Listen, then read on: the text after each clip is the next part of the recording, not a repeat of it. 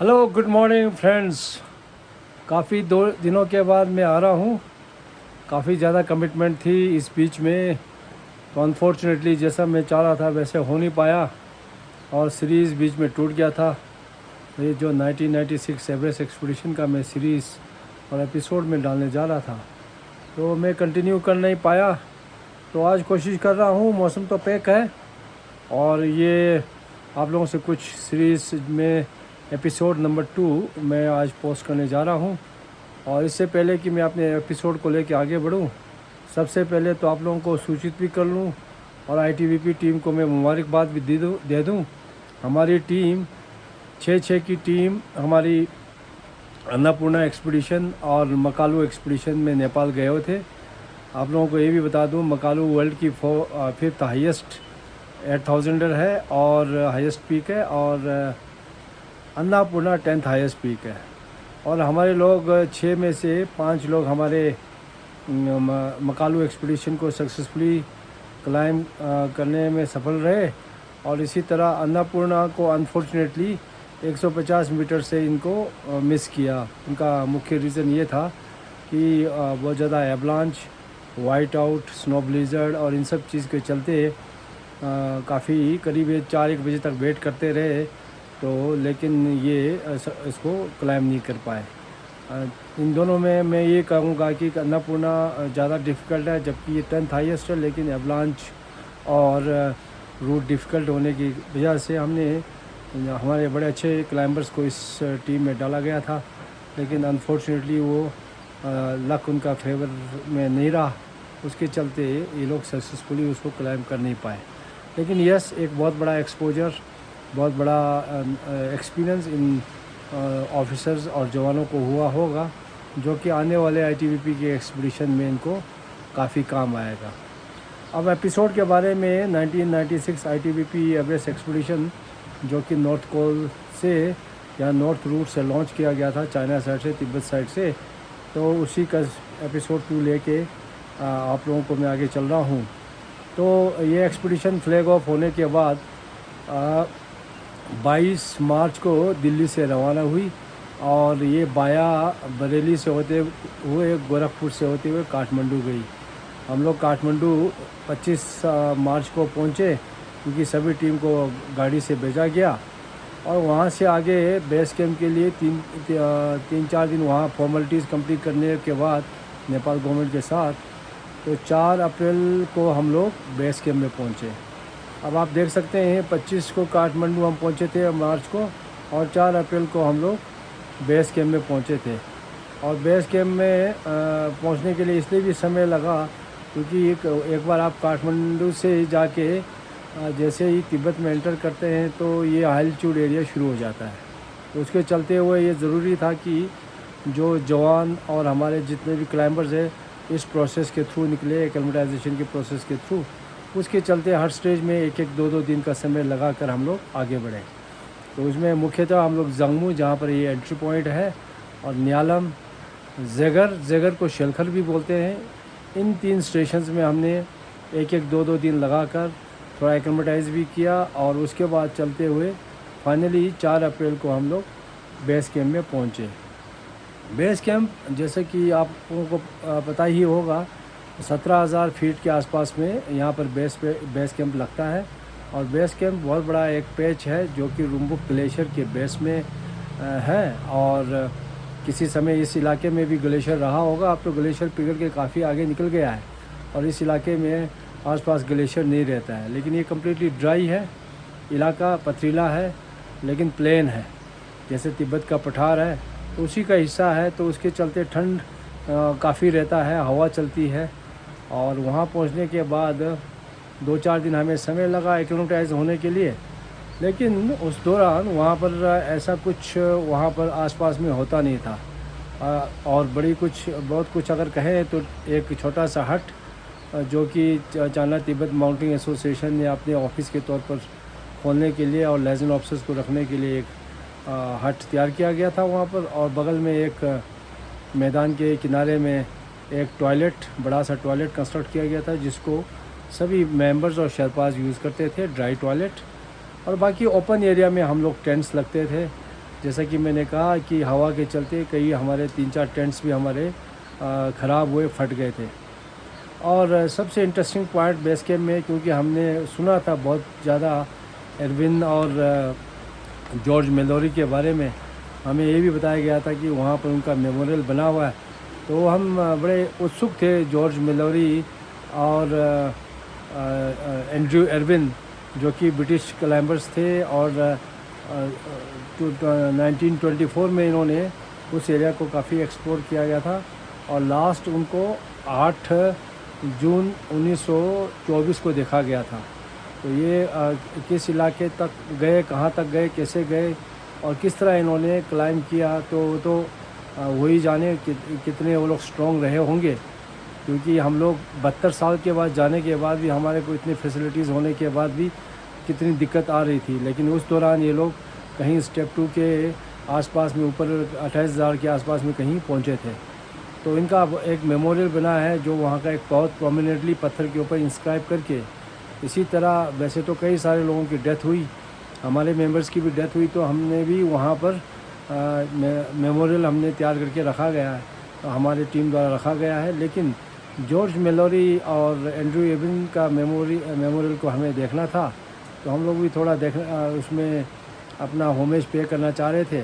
तो गए तो देखा, तो वहाँ पर इनका मेमोरियल वहाँ बना हुआ है ब्लैक स्टोन के ऊपर, और उसके बाद ग्रे कलर से लिखा गया है।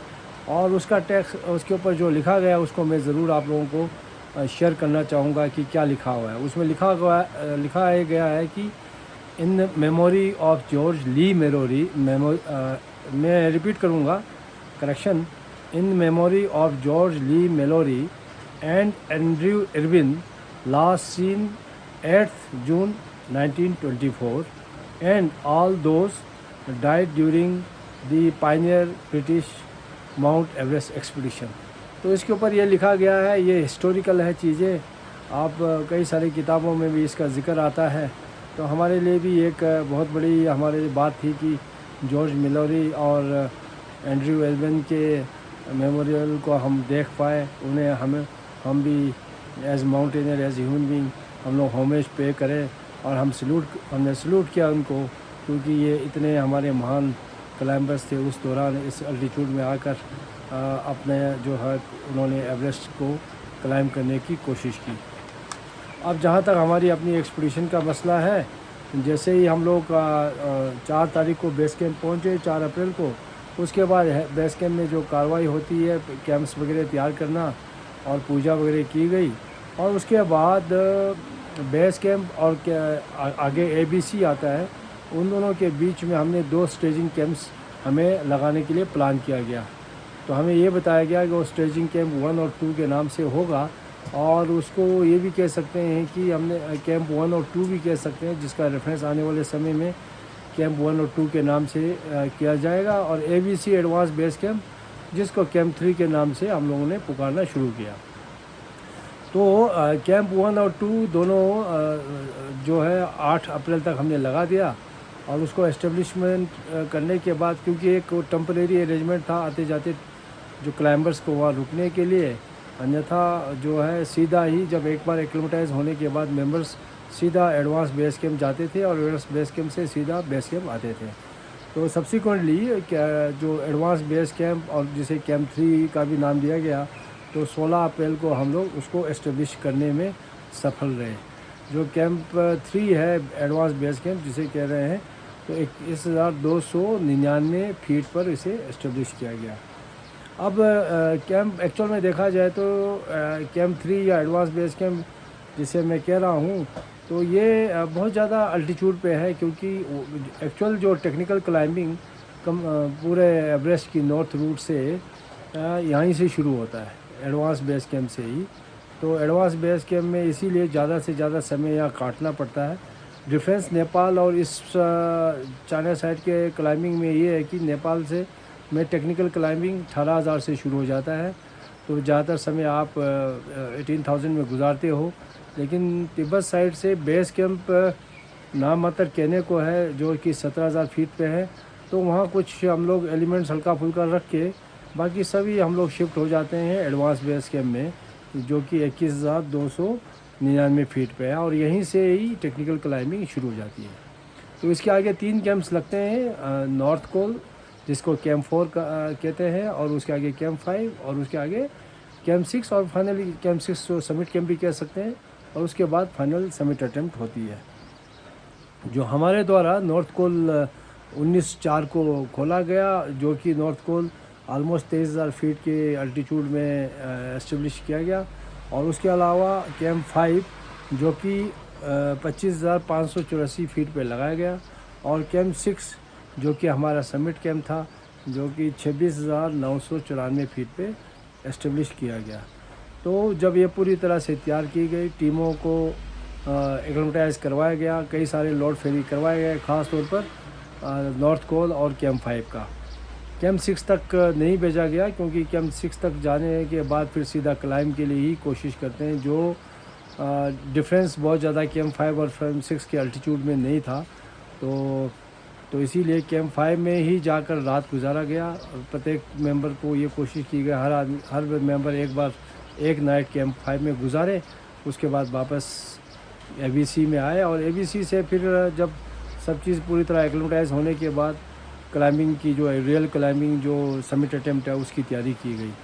तो इसी दौरान जहाँ तक क्लाइंबिंग का प्रश्न था, मेंबर्स अपने से ग्रुप्स बना के मेंबर्स को लीडर द्वारा भेजा गया, तो अलग अलग छोटे छोटे ग्रुप्स में, ताकि अपना लोड फेरी करें, रेस्ट करें, और इसी तरह का प्रोसेस ऑफ एक्लेमेटाइजेशन भी हमारा चलता रहे।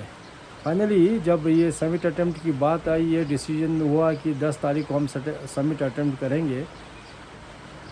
तो उसमें समिट के 3 टीम्स तैयार किए गए। फर्स्ट टीम में हरभजन सिंह साहब को रखा गया, तो हरभजन सिंह साहब के साथ समल्ला, समल्ला, वांगचुक शेरपा, जोत सिंह, लोपसंग, दोरजे और सेवांग पालजोर, ये 8 मेंबर्स को हरभजन सिंह साहब के टीम में रखा गया। और उसी के साथ साथ जो नेक्स्ट टीम था, जिसका ग्रुप लीडर मैं था, और मेरे साथ बाकी टीम को इन्होंने ये कोशिश की कि ये डायरेक्शन दिया गया कि हम लोग नॉर्थ कोल में प्लेस हो जाए कैंप 4 में, और ये अटेम्प्ट करें, और अटेम्प्ट करने के बाद ये नीचे आएंगे, और हम लोग फिर आगे ऊपर हायर कैंप्स ऑक्यूपाई करेंगे।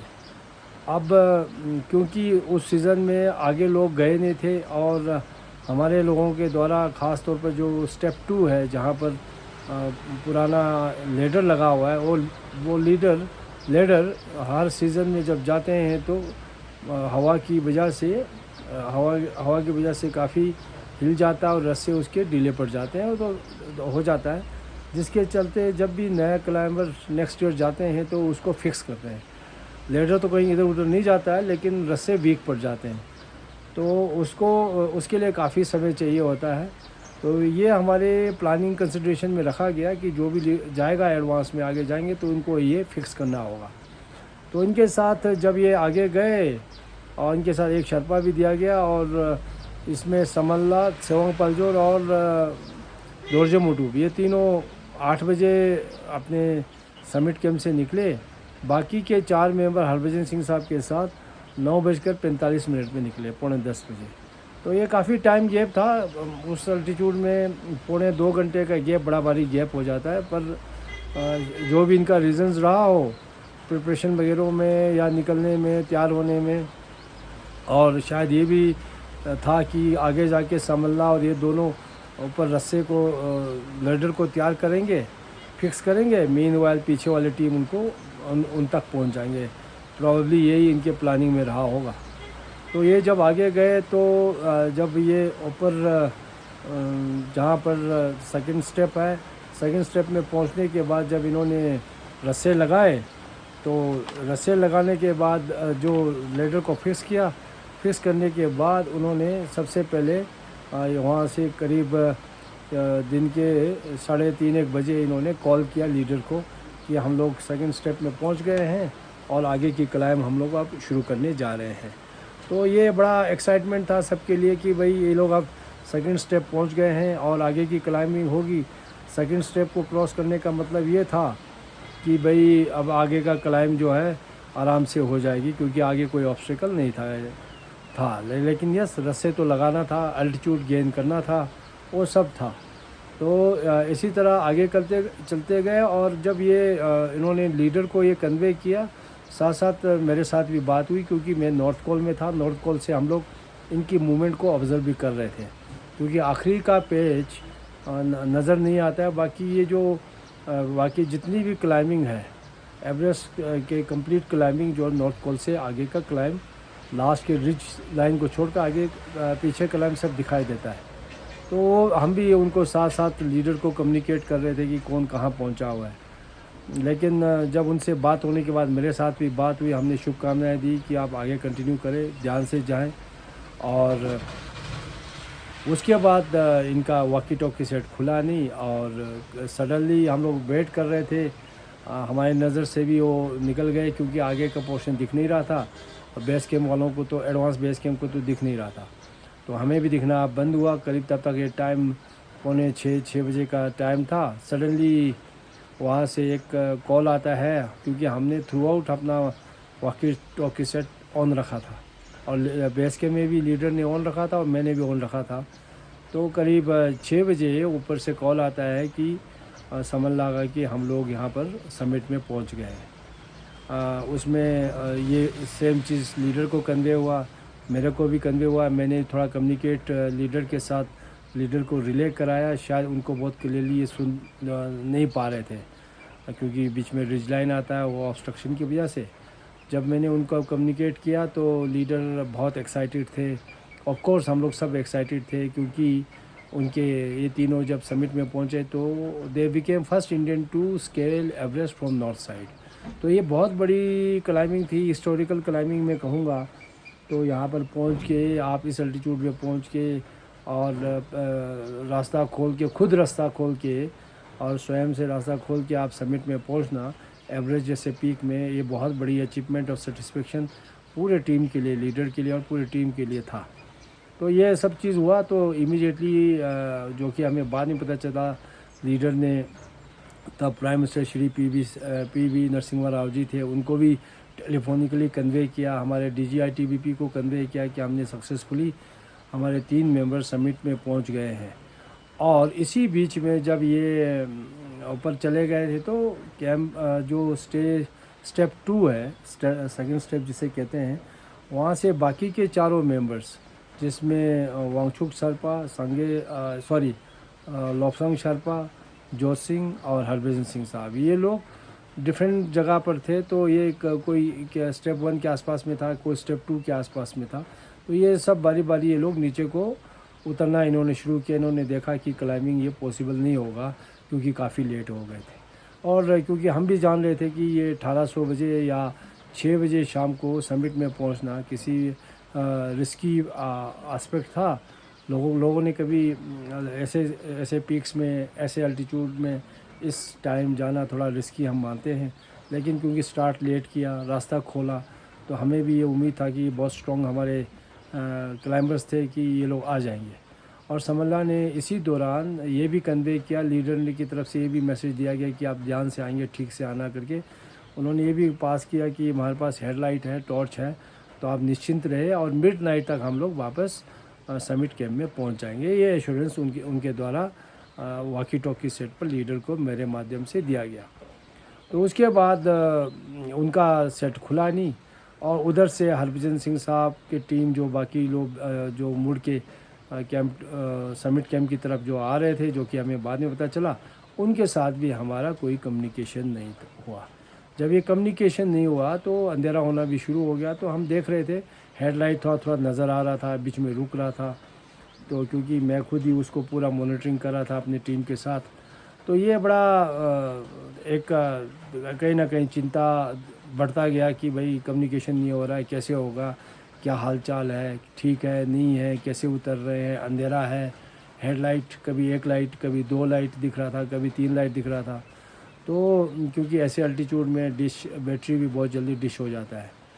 तो वही करते हुए ये लोग नीचे उतर रहे थे, हम लोग भी वेट करते रहे, सेट ऑन रखा, रात भर नींद भी नहीं आई, करते करते करीब 10:30-11 बजे तक हम वेट करते रहे।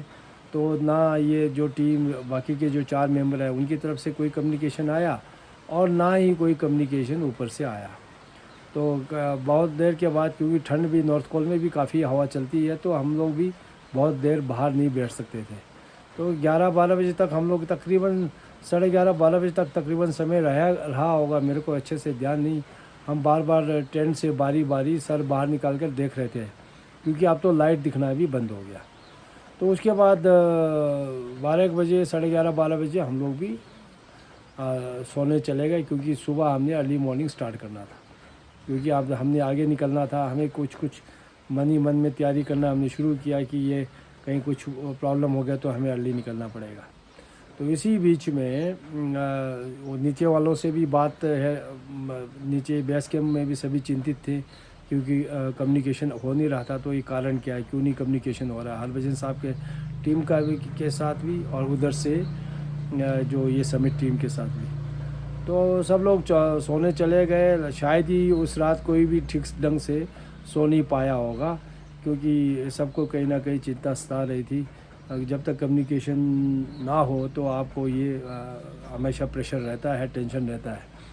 तो यहाँ ये भी कहना चाहूँगा, कम्युनिकेशन एक बहुत बड़ा और इम्पोर्टेंट साधन है। यही है कि हमारे को सबको अपडेटेड रखता है।